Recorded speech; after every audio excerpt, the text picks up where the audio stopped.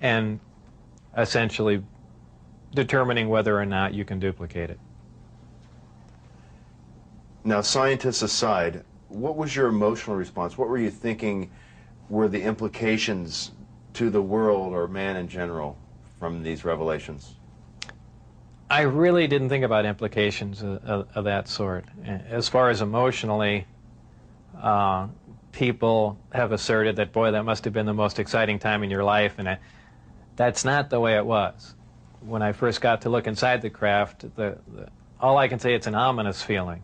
You walk in there and it feels as if you shouldn't be there. I know that sounds kind of corny, but it's a real ominous feeling. It's not an exciting feeling.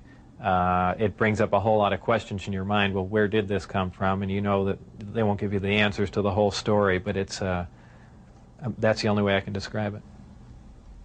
How many craft are housed at S4, and are they in fact all dish-shaped? There are 9, and their shapes vary. I only got to do a close inspection on one of them. The others I just briefly saw, and they pretty much varied. I give everything nicknames there. The one I worked on was kind of sleek looking, and I gave it the name of the sport model. There was one that looked like a Jell-O mold. There was one that looked like a top hat. There was a disc that was turned up on its side, and it had a large projectile hole with the metal bent outwards on it. I can only surmise they were testing it to see if a projectile could penetrate it. Of course, it's just a guess on my part. But for the most part, they were pretty varied. How many times did you enter the disc, or did you only enter the sport model? I only entered the sport model. The other ones I wasn't allowed to loiter around, to go near, really even to look at. I just, at one point, walking through the hangar doors, all the bay doors between all the hangars were open, and I got a glimpse all the way down, the whole corridor, but that was the only time it was ever open.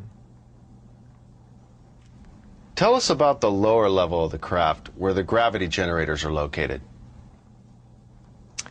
The lower level of the craft, the floor itself is hexagonal, little hexagonal squares, and the hatch, or if you want to call it a hatch, the access way to get in there, is an ingenious little assembly.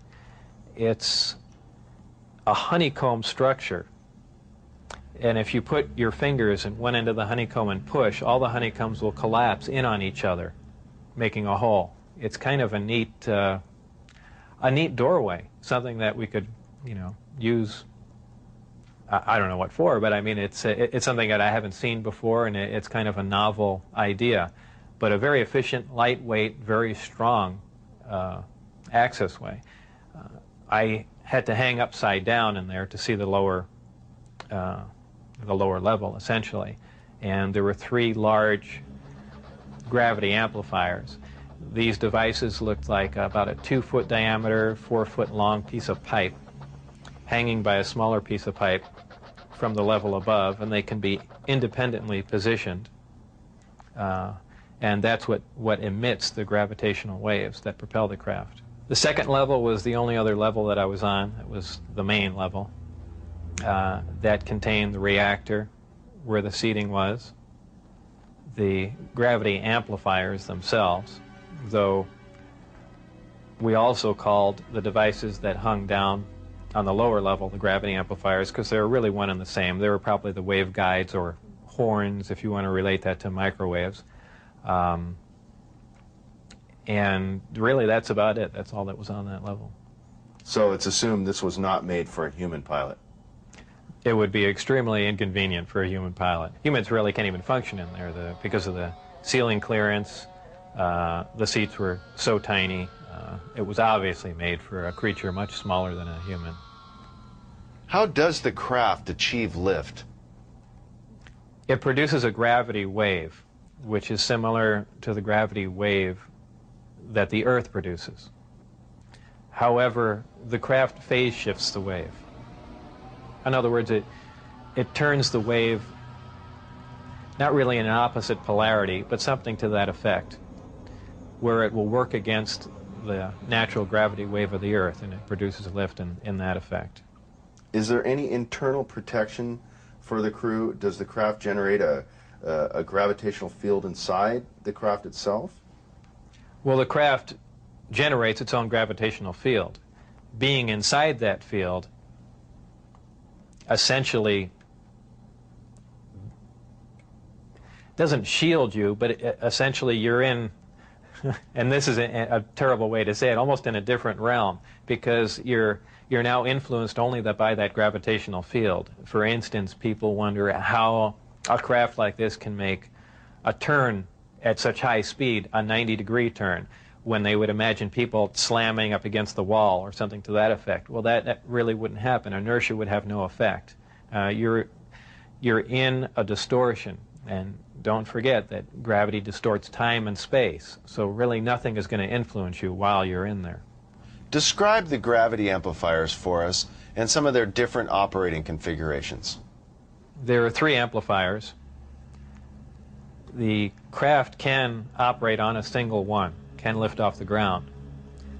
The way in which it's propelled are 2 different ways. There's what they call Omicron configuration, where the craft is using one generator, or Delta configuration, where it's utilizing all 3. Delta configuration would be for space travel. Essentially, the craft will tilt up on its side, as opposed to a science fiction movie where you see a flying saucer moving around. The craft will tilt up on its side, focus the 3 gravity generators to a single point, and move through space that way. Moving around a source of gravity is a problem to a disk because it's interference, essentially. So what they do is they work with that interference to their benefit. They'll use one gravity generator to lift the craft off the ground. And as opposed to what we're used to, for instance, a plane, once it's in the air, we envision thrust or some force coming out the back of it to push it forward. The crafts work completely opposite of that. What they do is once they're hovering in the air, they'll swing the 2 remaining gravity generators up in front of them and create a distortion, essentially a downhill, and the craft rolls downhill for infinity. It's always chasing a little distortion.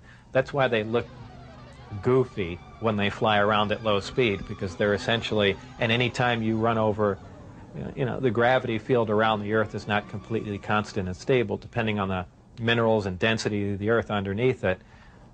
The gravity will vary somewhat, and you will get odd movements of the craft. So its low-speed mode is kind of unstable for the most part. I only witnessed one test flight up close, officially. That I was just inside the hangar.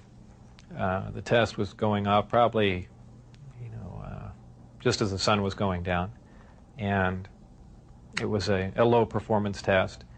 I believe there were some pilots or test pilots in the craft. The craft must have been retrofitted to fit them, because the seating arrangements were really not accommodating. They were in radio communication with the craft, which is kind of surprising to me, because the gravity waves that the craft was producing should have distorted the radio waves also. So apparently there's something there that I don't understand. The craft lifted off the ground, virtually noiseless, other than a small corona discharge on the bottom of the craft, indicating the presence of high voltage. That dissipated at about 30 feet, and it stood there completely silently, and moved over to the left and to the right, and sat back down. That was the entire test. However, that was an extremely impressive test. Maybe to someone that really knows little about science or anything, that wouldn't be a whole lot, but you have to realize this craft was about 52 feet in diameter. I don't know exactly how much it weighed, but it weighed a lot.